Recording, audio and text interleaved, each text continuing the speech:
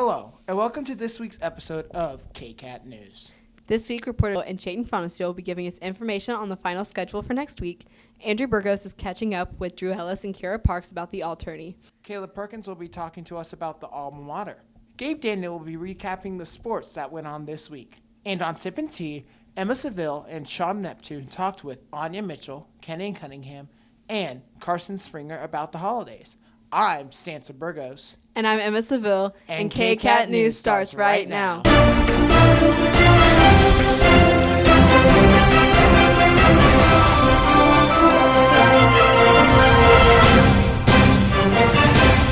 Next week, finals are on Tuesday and Wednesday. And Chayton will be letting us know the final schedule for next week and what the requirements are to not take finals. With midterms coming up, students can be exempt from taking the finals. This only applies to students who have achieved all of the following. Students may not have missed more than one day of school, have to have a B or higher in the class, have not had in-school or out-of-school suspension, and have not earned a fourth tardy in the class. With that said, finals may not be taken early for any reasons. The makeup day will be January 2nd from 9 a.m. to 12 p.m., and you have to arrange this with Mr. Finnewald. Failure to attend a final will result in an automatic 0 on the final and detention for the time missed. That's it for me, Chayton Fonesteel, KCAT News. Last week, the girls and boys basketball teams went to the annual Circle Tournament. Andrew will be interviewing Drew Ellis and Kira Parks about making the All-Tourney. Last week, the Mulvane basketball teams traveled to Circle to play at the T-Bird Classic. At the end of the tournament each year, coaches picked their all-tournament team. This year, the Wildcats had 2 people in the all-tournament team. For the boys, Drew Ellis made it for the second consecutive year in a row. And for the girls, Kira Parks was unanimously chosen. I caught up with them to see on how they felt on being on the all-tournament team. Feels pretty great, I guess. I didn't realize I stood out that much other than my height. Just thought, I don't know. I'm thankful.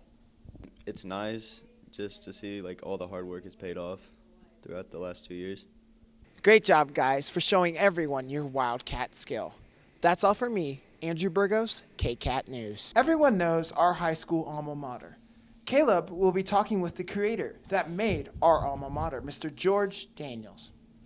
Whether it's after a football game, a pep assembly, or even a bonfire, there is one tradition that Mulvane High School students have continued to do since 1954. It is the singing of the alma mater.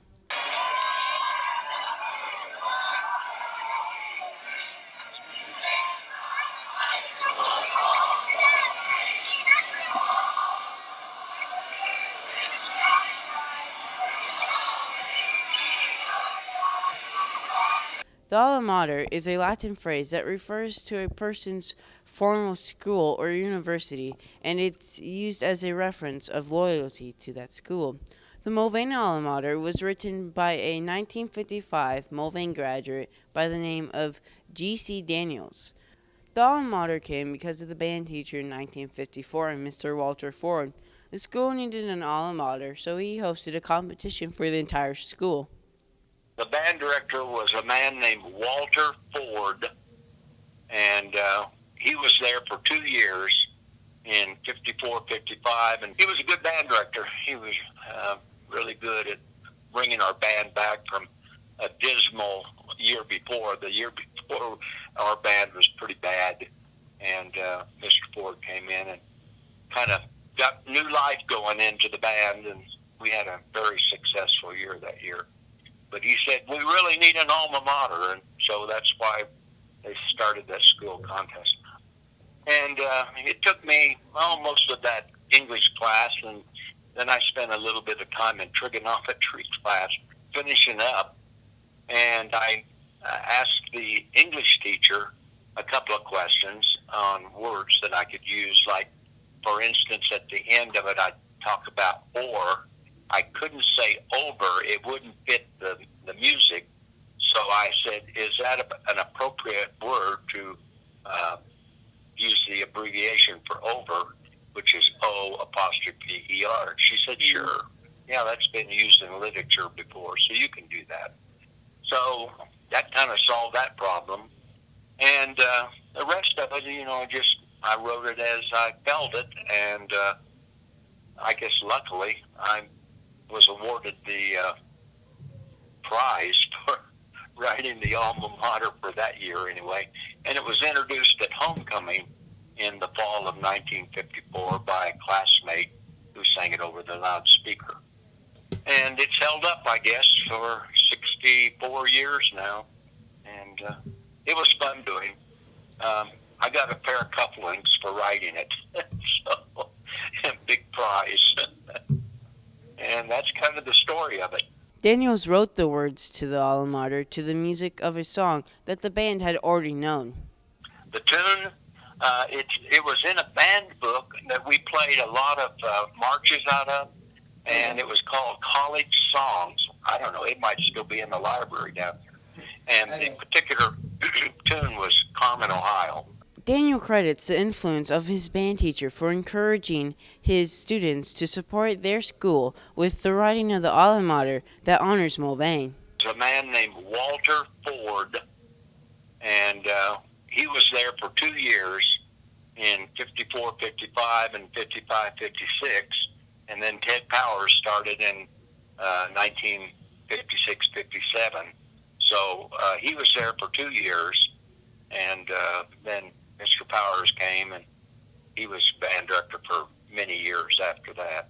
Right. But he wasn't there the year that I wrote that. It was Mr. Ford, and he's deceased now. He was killed tragically in a motorcycle accident up just south of Boeing a few years later. So he was a good band director. He was really good at bringing our band back from a dismal year before. The year before, our band was pretty bad, and Mr. Ford came in and kind of got new life going into the band, and we had a very successful year that year. Since writing the alma mater, Daniels has continued to have music be a part of his life. I went on to Wichita State after my senior year and majored in music and was a band director for a few years down in Caldwell, Kansas. And then when Ted Powers took a year off in, I think, 1967, I took the intermediate or middle school band for a couple of semesters, and did that. But I've been in music for all those many years. I spent a few years managing a music store in Wichita, and after my retirement at Boeing, I went back to work at Cincinnati Music in the repair shop, and I've been there for 20 years. So I still got my hand in it a little bit. And even though it's been over 60 years since G.C. Daniels has wrote the words to the alma mater, he proves that it's always a great day to be a Mulvane Wildcat. I'm proud of the fact that I was able to write words that people can relate to in today's world, which is 60 years later. So really it's, a little bit of pride, but really it's something that I just had a love for Mulvane, and that's where I grew up. And even though I live in Derby now, I still consider myself a wildcat. So as always, God protect our precious claim, and always watch our dear Mulvane. Caleb Perkins, KCAT News. On Gabe's Game Recap, Gabe will be giving us all the information of the sports that went down last week.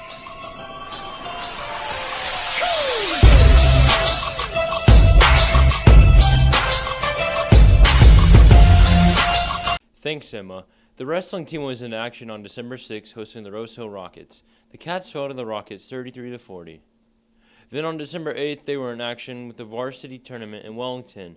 Overall, they placed third, and individually, Kyle Smith placed first, Jackson Young placed second, Chadwick Stahl, Trent Moses, and Zach Iverson in third, Cohen Chance, James Reams in fourth, and Hunter Dietrich in fifth. Then the boys and girls varsity and JV basketball teams finished up the Circle T-Bird Classic. On December 6th, they played Parsons. The JV girls won 33-28. The JV boys fell 40-42. The varsity girls fell 33-51, and the varsity boys fell 69-80. Then on December 8th, they played Independence. The JV girls fought hard, but ended up falling short 36-37. JV boys came up short, 44-49. Then the girls varsity fell 37-51, and boys varsity fell 40-93. Then on December 11th, the basketball teams traveled to Collegiate to take on the Spartans. The C team boys fell 62-37. Then the JV boys fell 61-33. The JV girls fell short in a very tough battle, 27-26. Varsity girls fell 45-14, and varsity boys fell 74-39. That's it for this week's edition of Gabe's Game Recap. Gabe Daniel, KCAT News. This week on Sippin' Tea, Sean and Emma decided to talk to people about holiday traditions. Welcome back to this week's holiday edition of Sip and Tea. This week we have Kinsey Cunningham, Anya Mitchell, and Carson Springer to talk about the holidays. This week we have Anya Mitchell, Kinsey Cunningham, and Carson Springer. All right, so this week we're just going to talk about Christmas since it's coming up very soon and we're going on break. So to start off, when did you guys start getting into the holiday spirit? Like this year? Yeah. All year, I'm never not in Christmas spirit. When we did White Christmas for everybody, that really just kicked it off. When Halloween got over. So how about you, Sean? When did you start getting into the holiday spirit? I started getting into the holiday spirit like the day after like Halloween, but I didn't really start like really being enthusiastic about it until like November 29th, to be exact. I gotta kind of agree with Kinsey. I kind of got into the spirit when we did White Christmas. What's your favorite Christmas movie? Movie that like I don't think anyone has really ever seen, at least talked to, is Nestor the Long-Eared Donkey. But if I had to like watch a Christmas themed movie, I would choose Polar Express. I like Elf and The Grinch, and those are the only ones I can think of. Elf is definitely my favorite Christmas movie of all time. It's really good. My favorite Christmas movie, I like the National Lampoon's Family Christmas, the Griswolds. That's a good one. Okay, so last question is that like, so on Christmas, what's like a holiday tradition your family does? Well, my family, and I don't know if other families do this, but you know how like your family and friends like have gifts under the tree for like whenever Christmas starts to like Christmas Eve, and you open them on Christmas Day, like all of them plus Santa gifts. We open those on Christmas Eve. That way when we wake up, it's just Santa gifts. I don't know if other families do that, but We don't really do anything. We just kind of sleep. We do Find the Pickle. I've done that. We do that. Yes, the Christmas pickle. Well, my grandma started it, like for us. There's like a Christmas ornament, and it's like in the tree somewhere, and we have to find it. That's it for this week's edition of Sip and Tea. Have a great holiday break, and we'll see you back in January. I'm Emma Seville. And I'm Sean Neptune. KCAT News. Pinkies up and Merry Christmas. If you have to take finals next week, be sure to study for them. Have a great holiday break, and don't forget that school will be back in session on January 3rd, 2019. And as always, Thanks for watching KCAT, and have a Merry Christmas. Let's see. Across the field. We dropped Steven. We dropped Steven. Not Steven. We can't drop Steven. So What do we normally do? we normally scooch the bench. We scoot Sean and I to the corner, and we scoot the bench all the way over. But see, Sean's already kind of in, so that's fine. So basically, I know you guys have probably seen it, but we'll go 3, 2, 1. We'll clink mugs and go pinkies up, stick pinkies out. Pinkies up! Merry Christmas. Oh my God, we forgot it. Why are you? And don't forget to add me on Snap at Olivia Talio 7. Okay, bye. There we go. What's up, Margo? Really good. So what now? Hey! Whoa! Oh my God! You hit the camera. What did you do? Andrew. Olivia, can you... I wonder if I could use this with a straw. No. There's no hole. It worked! So, oh my God, Sean. It's literally working. I took these candy canes off my Christmas tree, so sorry, Mom. Sorry, Sean's mom. The best way to spread Christmas cheer is singing loud for all to hear.